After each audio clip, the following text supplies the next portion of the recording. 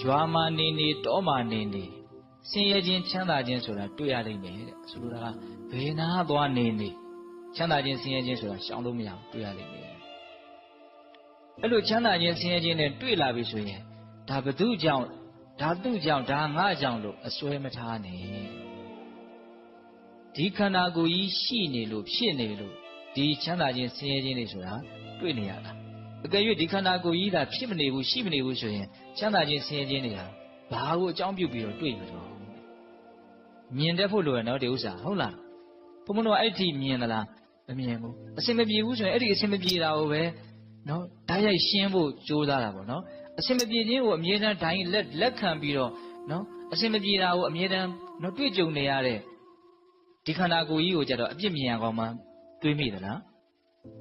ဒါကြီးကွာစားဒုက္ခဖြစ်နေတာရှောင်လို့မရဘူးဒီဒုက္ခရှောင်နိုင်ဟိုဒုက္ခနဲ့တွေ့အဲ့ကိုယ့်အကိုစိတ်တွေတွေးကြည့်ခုဘုံဘုံပြောတဲ့စကားကိုတခြားတွေးကြည့်နော်ဟုတ်လားလက်သက်တည်းအခါကိုဘာလို့ဖို့လို့တော့မြင်တတ်ဖို့လို့တယ်ဒီခန္ဓာကိုယ်ကြီးကဒုက္ခအလုံးရဲ့နော်တီးရာကြီးပဲမိရာကြီးပဲဒေသနာတစ်ခုမှဆိုရင်မြတ်စွာဘယ်လိုဟောတော့နော်စစ်သားတွေဟိုအပြစ်လက်ကျင့်တဲ့ဒိုင်ခွက်ဆိုတာရှိတယ်ရှင်းတော့မြားပြစ်လက်ကျင့်တဲ့ဓားပေါက်လက်ကျင့်တဲ့ဘယ်ကပြစ်လိုက်တဲ့မြားဖြစ်ဖြစ်ဓားဖြစ်ဖြစ်ပါတော့သူ့သွားဆိုင်တယ်လူတကာအဲ့ဒါကိုပဲဥတီပြီးဘာလုပ်နေတော့ပြစ်နေတယ်ဒီခန္ဓာကိုယ်ကြီးဆိုတာအဲ့ဒါနဲ့တူတယ်လို့အဲ့လိုဟောတာญาတိဥတုမကောင်းဘူးဆိုရင်လည်းခံရမယ်မတည့်တာစားမိတယ်ဆိုရင်လည်းခံရမယ်မကောင်းတဲ့မိတ်ဆွေအပေါင်းအသင်းနှိမ့်ဆက်တယ်ဆိုရင်လည်းခံရမယ်နော်မခံနိုင်ပြက်မပြက်နိုင်ခံဝိထုံးစံရှင်းတယ်မပြက်မချင်းဘုံဘုံတို့ခံရမှာမသေးမချင်းခံရမှာမခံနိုင်တဲ့တနေ့ဘာဖြစ်သွားမှာလဲပြက်သွားမှာနော်အဲ့ဒါမလဲဆိုကြီးရဲ့စကားမခံနိုင်ရင်ပြက်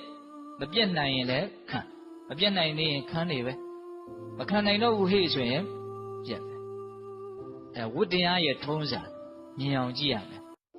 ခန္ဓာကိုယ်ကြီးဖောက်ပြန်လာပြီဟေ့ဒုက္ခဖြစ်လာပြီဟေ့ဆိုရင်ဘာလို့ဖို့ကြိုးစားစိတ်ကုဖို့ကြိုးစားတာပေါ့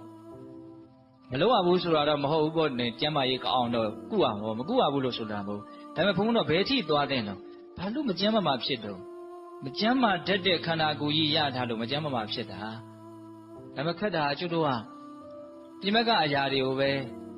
အပြစ်အနေနဲ့မြင်တတ်ကြတာဒီခန္ဓာကိုယ်ကြီးကိုကြတော့အပြစ်မမြင်ဒုက္ခပေးတဲ့အရာတွေကိုပဲဒုက္ခရဲ့အကြောင်းတရားလို့မြင်တာဒုက္ခဖြစ်တဲ့ဒုက္ခပေးလို့ရတဲ့ဒီခန္ဓာကိုယ်ကြီးကိုကြတော့ဒုက္ခရဲ့အကြောင်းတရားလို့မမြင်ဘူး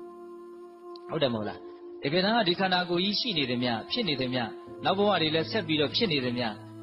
ယောဂဆိုတာဘာလို့တွေ့မှာပဲဒီယောဂနဲ့မတွေ့ရင်ဟိုယောဂတွေ့မှာပဲနားမှာပဲလေသူဟာပြီးရင်ဘာလို့ရမှာလဲသိရမှာပဲရှောင်လို့ရမလားမရ